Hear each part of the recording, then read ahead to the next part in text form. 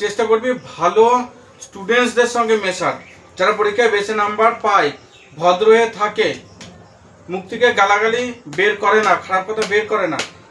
আমাদের এখানে একজন আছে পরীক্ষাতে ভালো নাম্বার পায়, গালাগালি না, ওর জীবনে উন্নতি হবে না।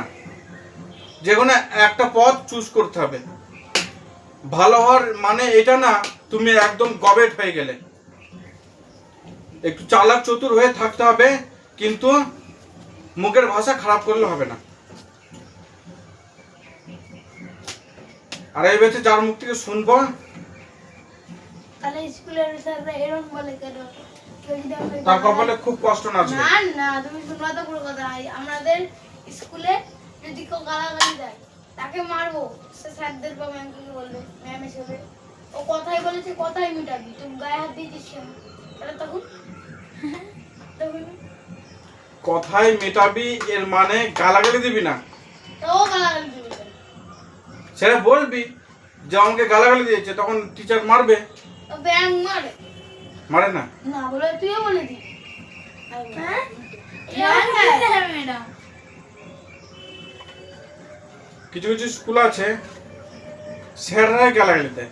হ্যাঁ বিড়িও খায় স্যাররা, বিড়িও খায়।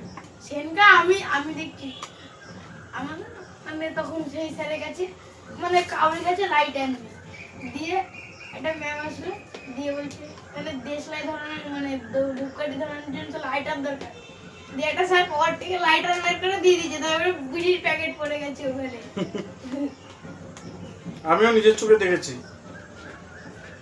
স্যারদের যে স্টাফ রুম থাকে ওই স্টাফ রুমের টেবিলের উপরে বসে বিড়ি খাচ্ছে, যেমন কি কোনো ক্লাবে বসে আছে।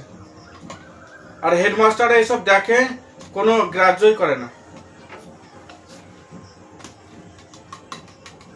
রুমে সিসিটিভি ক্যামেরা লাগানো থাকে, ওইসব ভিডিও যদি ভাইরাল হয়ে যায় তাহলে ওদের সবার চাকরি চলে যাবে।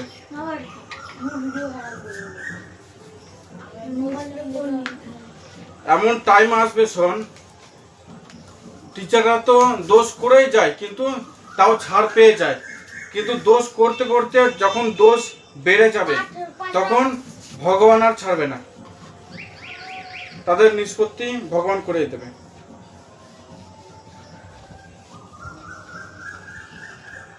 ওরা স্টুডেন্টসদেরকে শিক্ষা দেয় যে নেশা ভাঙ করবি না, বিড়ি খাবি না, আর ওরা নিজেরাই খায়।